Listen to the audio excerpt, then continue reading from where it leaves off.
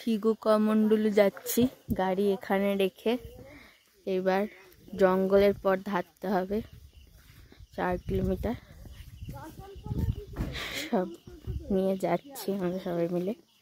জঙ্গলের পথ গাইড নিয়েছি, না নিলে রাস্তা হারিয়ে যাবে জঙ্গলের মধ্যে।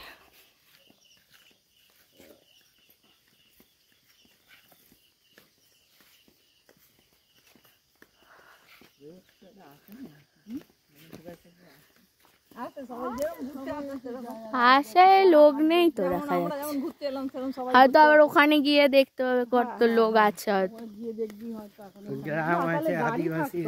হ্যাঁ গাড়ি তো থাকতো, তাও ঠিক। বাবা হাত ধরে যাই, ঘর হয়ে গেলে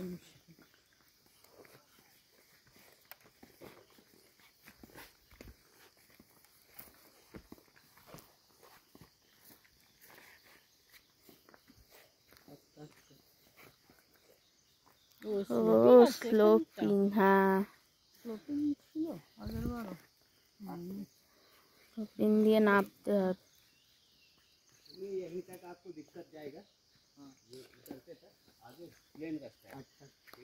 ও তারপরে সোজা রাস্তা, এইটুকুনি একটু বোধহয় পাহাড়, খচমাচে পাহাড় আছে।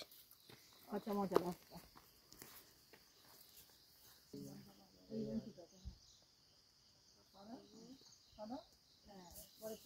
এই জঙ্গল দিয়ে দিয়ে যেতে হবে এবার। এই যে নামছি পাহাড়ি রাস্তায়, খটোমটো রাস্তায়, খুব স্লিপারি, বৃষ্টির জল পড়ে সব স্লিপারি হয়ে গেছে। জঙ্গলের মধ্যে, পাহাড়ের মধ্যে থেকে নামছি। কেউ নেই, শুধু এই গভীর জঙ্গল, জঙ্গল চারিদিকে শুধু জঙ্গল। ভালো বেরোবে ভগবান জানে। আর ওই গাইড দেখো, গাইড এগিয়ে চলে যাচ্ছে, গাইডের কোনো ইয়ে নেই।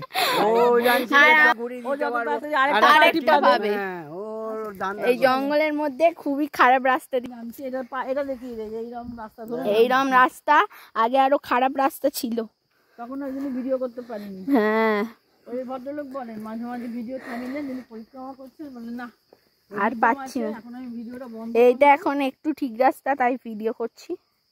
ব্যাস बंद कर दो। अभी तो पानी आपको बहुत मिलेगा। पानी तो नर्मदा का पानी है। हाँ नर्मदा जी का पानी।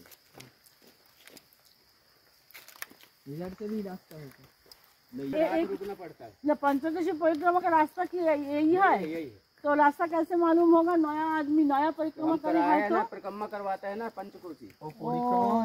हाँ रास्ता चिंता कर रहे हमने छोटे वाला देखे खाया। हाँ एक बंगाली हाँ किलोमीटर यही रास्ता से ना, ये रास्ते से उसके बाद ये जंगल जो दिख रहा है ना, इसके अंदर अंदर से भृगु क्या कहते हैं आपका कबीर सब उतरा। हाँ ও আমরা গাড়িতে গেছি, এটার ভেতর দিয়ে ওরা যাবে, উনি যেটা বললেন ওটা পরিক্রমা রূপ। হ্যাঁ